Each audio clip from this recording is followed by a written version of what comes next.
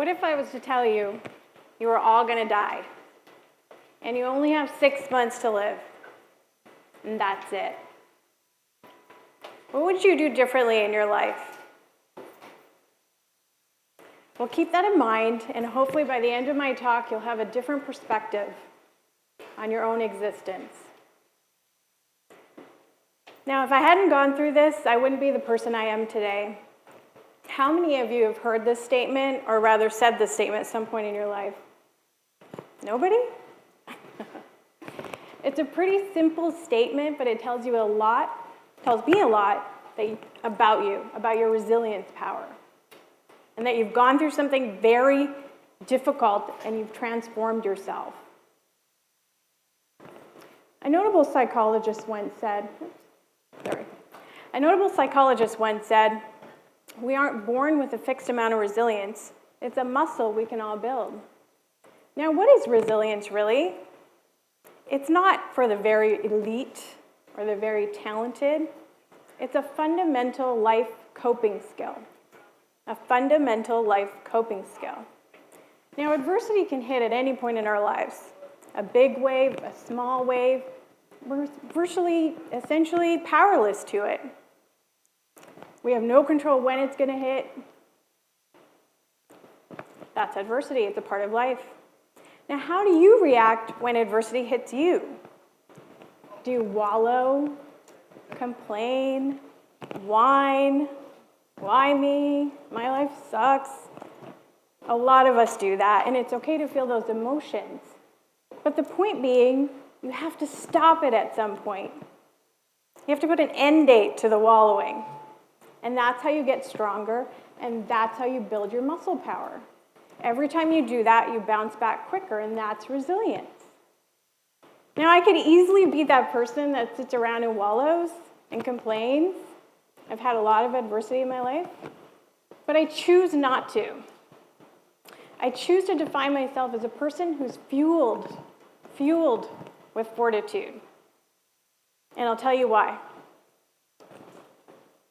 I spent 2 years in a hospital room. My youngest daughter was diagnosed with a rare pediatric cancer called Neuroblastoma. She was only 4 months old. We went through the standard protocol of chemotherapy. Things were looking good. Things were looking great. And this is her when we learned that there was no evidence of disease. We won. Hair started growing in. She started getting life in her. She was happy. She was a normal child. Now, sadly, this didn't last very long. 3 months after this photo was taken, it came back. And it came back in the form of leukemia, acute myeloid leukemia. The worst cancer or leukemia to treat, especially as a secondary cancer. There are no words to explain how you feel in this moment. She was given 6 months to live. 6 months. Now, as a parent, there are no words. You just have to accept it and you have to move on. And I had to make a choice. I had to make a choice to make every single day of her life beautiful and wonderful and magical, whether it meant transforming the hospital room into a giant beach area, Minnie Mouse theme, or Finding Nemo. It didn't matter. Whatever it took to bring a smile to her face, that's what we did, and that was the goal. In between the needle pokes, the transfusions, and chemotherapy and isolation, the goal was to make her smile. And she was so happy during those 6 months, so happy, that the nurses literally fought over who got to take care of her, literally arm wrestled. My daughter, unfortunately, passed away April 18th, 2012. Nothing prepares you for that. You anticipate the first breath, but you never, ever want to see the last. I was literally dead beyond words. I could not muster a sentence, a word. I was lifeless. I was like a corpse walking around. And I didn't know how to pull myself out of this. But I just let myself feel it and just kept going. And then there came a point where I realized, death felt so far away, but yet it felt very close now. It was right in front of me. And that it could happen to me. It could happen to you. And that we all are going to die. That may seem very grim, but that's reality. We're all going to die. And we don't know when. That's the only thing. So whether you have 6 months or 5 years or 50 years or 100 years, it's inevitable. We're going to die. So I decided I need to start living and I need to revitalize myself and become normal. So I made the choice and I realized, I can't be the person, the Sandy that I was before. Things have changed for me. I see life through a different lens. So for me, I found that my passion was writing, and I wrote a book and a screenplay. But each of you all have something within you that you might want to do, but you're too scared to do it. The interesting thing is when you tell yourself you only have 6 months to live, it dispels all fear. Because what do you have to lose? You only have 6 months. You're going to die. There's no choice in the matter, and you don't care what other people think of you.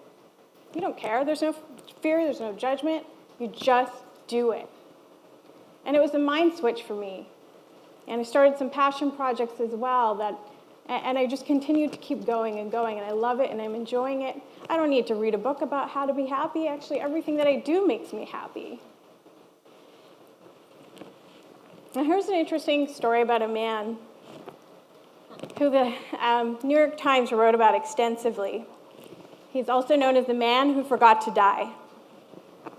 Now, Mr. Maratis moved from Greece to New York,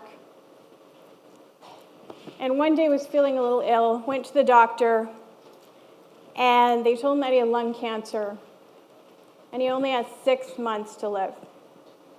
Mr. Maratis decided, I'm not doing any of the treatment. I'm going back to Greece. It's so much cheaper to have a funeral over there.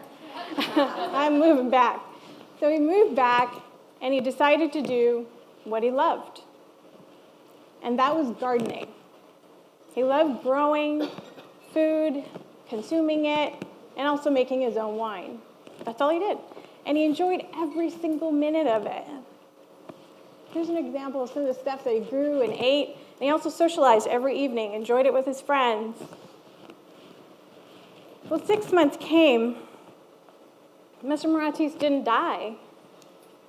9 months came. Didn't die. He lived for 40 more years. He really ate a lot and drank a lot.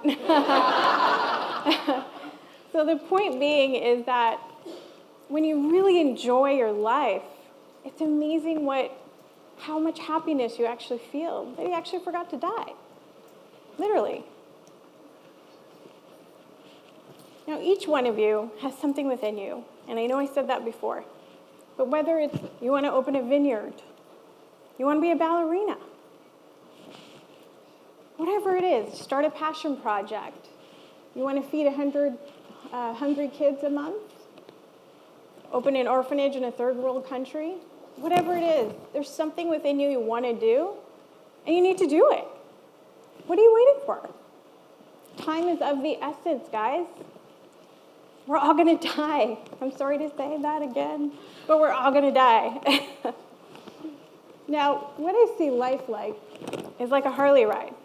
You jump on a Harley, you're super excited, you're on a long country road, you hit a few bumps, you hit some big bumps, some potholes, and you keep on going, swerve around a few things, but at the end of the journey, you get off and you're like, wow, that was fun, that was a thrill, I loved it, it was exciting, it's awesome. I can't wait to do it again. Well, that's how I see life. And I would love if all of you could say that at the end of your life. that, wow, that was so awesome.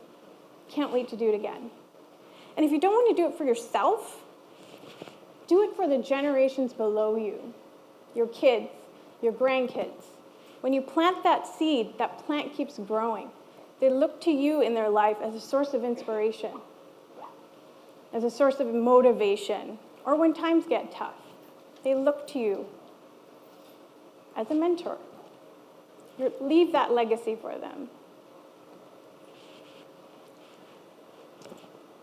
Make an impact. Leave a legacy.